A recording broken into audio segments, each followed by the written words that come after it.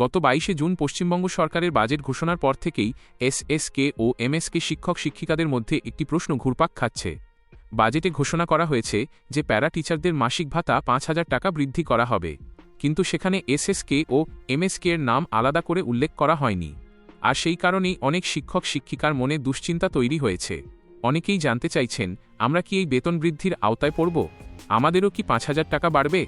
এই প্রশ্নের উত্তর খুঁজতেই আমি দুটি গুরুত্বপূর্ণ সরকারি অর্ডার বের করেছি। আর সেই অর্ডার দুটো পড়ার পর আমার মনে হয়েছে এসএসকে ও এমএসকে শিক্ষক-শিক্ষিকাদের অযথা দুশ্চিন্তা করার কোনো কারণ নেই।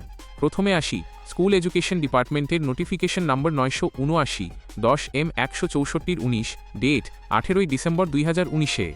এই নোটিফিকেশনের অ্যানেক্সরে স্পষ্টভাবে লেখা রয়েছে যে এসএসকে ও এমএসকে শিক্ষক-শিক্ষিকারা স্কুল এডুকেশন ডিপার্টমেন্টের অধীনে পারা টিচার্সের সমমর্যাদা পাবেন। এরপর আসি আরও গুরুত্বপূর্ণ একটি সরকারি নথিতে, মিমো নম্বর ৭৯৫-10M-১৬১৬, ডেটেড ২৫শে আগস্ট ২০২০। এই মেমোরান্ডামে পশ্চিমবঙ্গ সরকার স্পষ্ট ভাষায় জানিয়েছে যে এসএসকে এর সহায়িকারা পারা টিচার এসএসকে এবং এমএসকে এর সম্প্রসারকরা পারা টিচার এমএসকে হিসেবে গণ্য হবেন। অর্থাৎ সরকার নিজেই এসএসকে ও এমএসকে শিক্ষক-শিক্ষিকাদের পারা টিচার হিসেবে স্বীকৃতি দিয়েছে। শুধু তাই নয়, একই মেমোরান্ডামের দ্বিতীয় পয়েন্টে বলা হয়েছে যে পারা টিচারদের জন্য প্রযোজ্য ইপিএফ, ইএসআই, লিভ এবং অন্যান্য সমস্ত সুবিধা এসএসকে ও এমএসকে পারা টিচারদের ক্ষেত্রেও সমানভাবে প্রযোজ্য হবে। তৃতীয় পয়েন্টে বলা হয়েছে যে এসএসকে ও এমএসকে পারা টিচারদের নিয়োগ সামাগ্রা শিক্ষায়ের অধীনেই চলবে।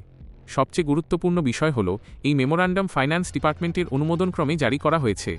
এখন আসি মূল বিষয়ে। যদি ২০১৯ সালের সরকারি নোটিফিকেশনে এসএসকে ও এমএসকে শিক্ষক-শিক্ষিকাদের পারা টিচারের সমমর্যাদা দেওয়া হয়, যদি ২০২০ সালের মেমো নম্বর ৭৯৫ এ সরকার স্পষ্টভাবে এসএসকে ও এমএসকে শিক্ষক-শিক্ষিকাদের পারা টিচার হিসাবে ঘোষণা করে, যদি পারা টিচারদের সমস্ত সুযোগ সুবিধা এসএসকে ও এমএসকে শিক্ষক-শিক্ষিকাদের জন্য প্রযোজ্য করা হয়, তাহলে বাজেটে পারা টিচারদের জন্য ঘোষিত সুবিধার ক্ষেত্রেও এসএসকে ও এমএসকে শিক্ষিকাদের অন্তর্ভুক্ত হওয়ার যথেষ্ট ভিত্তি রয়েছে।